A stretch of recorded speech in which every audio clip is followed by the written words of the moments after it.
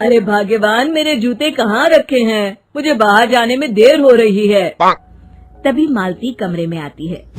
ये रहे आपकी जूते। मैं इन्हें साफ करने के लिए ले गई थी। अरे वाह, तुम कितनी समझदार हो। मेरे बिना कुछ कहे ही सारे काम कर देती हो। तभी मालती झिझकते हुए रमेश से कहती है, सुनिए जी, आपसे एक बात कहूँ, बुरा तो नहीं मानेंगे ना? अरे नहीं नहीं, बेफिक्र होकर कहो।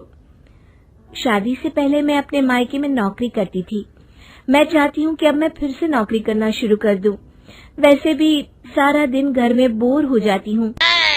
देखो मालती, तुम्हारे नौकरी करने से मुझे कोई ऐतराज नहीं है, लेकिन तुम्हें एक बात बता दूं, हमारे खानदान में आज तक कभी किसी औरत ने नौकरी नहीं की। फिर भी एक बार तुम माँ से पूछ कर देखो, अगर वो तुम्हें नौकरी करने की इजाजत दे देती है तो अच्छी बात है।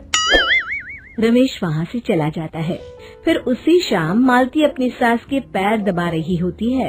तभी उसकी सास मालती से कहती है, अरे क्या बात है बहू, आज तो ठीक तरह से मेरे पैर नहीं दबा रही। किसी ख्याल में खोई पड़ी है क्या? मैं भी तो जानूं आखिर बात क्या है। दरअसल वो माँ जी। अरे हाँ हाँ बोलो, इतना सोच क्यों रही हो? माँ जी, अगर आप बुरा न माने तो मैं नौकरी करना चाहती हूँ। घर के काम करने के बाद मेरे पास काफी वक्त बच जाता है।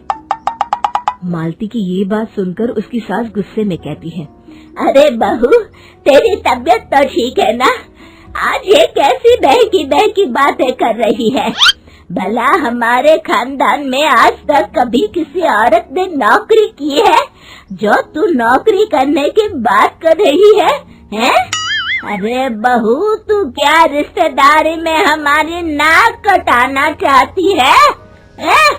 जितना जल्दी हो सके अपने दिमाग से नौकरी का भूत उतार दे, और अब जा, जल्दी से रसोई में जा, खाना बनाने का वक्त हो रहा है। मालती मन मार कर खाना पकाने के लिए रसोई घर में चली जाती है। अगले दिन, नमस्ते माँ जी, कैसी हैं आप? अरे आओ आओ दिवाकर बेटा, बैठो, मैं तुम्हारे लिए चाय मंगाती हूँ। बहू, जरा एक कप चाय तो लेती आना। फिर दिवाकर एक फाइल खोलकर मालती की सास के सामने रख देता है। ये देखिए माँ जी, ये है पिछले महीने का हिसाब और ये रहे मुनाफे के रुपए। एक बार हिसाब देख लीजिए और इन कागजों पर अपने दस्तखत कर दीजिए। अरे दिवाकर बेटा, मैंने भला आज तक कभी तेरा हिसाब देखा है जो अब देखूंगी? ला बता, कहाँ दस्तखत करूं? तभी मालती चाय लेकर वहाँ आ जाती है और अपनी सास को बिना कागजातों को पढ़े इस तरह लापरवाही से दस्तखत करते हुए देखकर हैरान रह जाती है। अच्छा माली, अब मैं चलता हूँ, फैक्ट्री में बहुत काम है। फिर दिवाकर वहाँ से चला जाता है। कुछ दिनों बाद मालती बाजार में कुछ सामान खरीद रही होती है। तभी एक बूढ़ा आदमी उसे आवाज देता है, अरे मालती बेटी, कैसी हो? मुझे पहचाना? मैं तुम्हारी कंपनी में मुनीम का काम करता हूँ। हाँ चाचा जी, मैं आपको बिल्कुल पहचानती हूँ। कहिए, कैसे हैं आप? मैं तो ठीक हूँ। कंपनी में कुछ भी ठीक नहीं चल रहा, यहाँ तक कि हमें ठीक वक्त पर तनख्वाह भी नहीं मिलती। ये आप क्या कह रहे हैं? अब क्या बताऊँ, आप लोग तो कभी हिसाब किताब देखने दफ्तर आते नहीं। मेरी मानो तो एक बार आप लोग दफ्तर आकर सारा हिसाब किताब देख लो, आपको असलियत पता चल जाएगी। अच्छा बेटी, अब मैं चलता हूँ, देर हो रही है। फिर वो बूढ़ा वहाँ से चला जाता है। वहीं दूसरी तरफ मालती घर पहुंचकर अपनी सास को सारी बात बताती है। तभी वहाँ रमेश भी आ जाता है, लेकिन मालती की सास मालती की किसी भी बात पर विश्वास नहीं करती। तभी रमेश कहता है, अरे माँ, बिना आग के कभी धुआं नहीं उठता।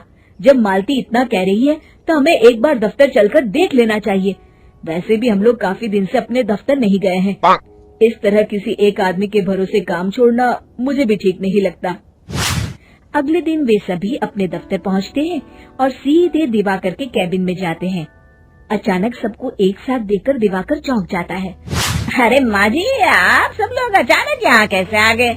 अगर कुछ काम था तो मुझे एक फोन कर दिया होता, मैं आपके घर आ जाता।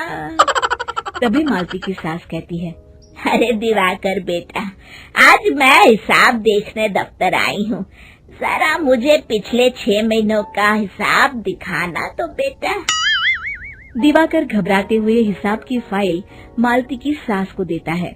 मालती की सास फाइल लेकर मालती को देती है और कहती है, ले बहू, देख ले हिसाब।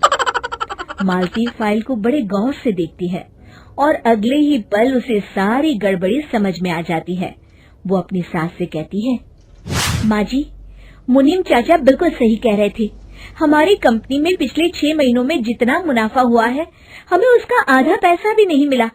यूँ समझ लीजिए कि 1 रुपये में सिर्फ चवन्नी ही हमारे हाथों में आई है। मालती की बातें सुनकर मालती की सास गुस्से से दिवाकर को पूछती है, क्यों दिवाकर, मेरी बहू जो कह रही है वो सच है? दिवाकर समझ जाता है आज उसका भांडा फूट चुका है। वो गिड़गिड़ाते हुए कहता है, मुझे माफ कर दीजिए माँ जी, मैं पैसों के लालच में अंधा हो गया था।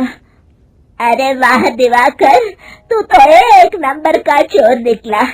इतने दिनों से मैं तुझ पर आंख बंद करके भरोसा करती रही और तू मुझे ही चुना लगाता रहा। अभी के अभी निकल यहाँ से और दोबारा अपनी शक्ल मत दिखाना। दिवाकर वहाँ से भाग जाता है। मालती की सास मालती को शाबाशी देते हुए कहती है, बहू, आज मैं समझ गई कि पढ़ाई लिखाई हमारी जिंदगी में कितनी जरूरी है। मैं बहुत किस्मत वाली हूँ जो मुझे तुझ जैसी बहू मिली है।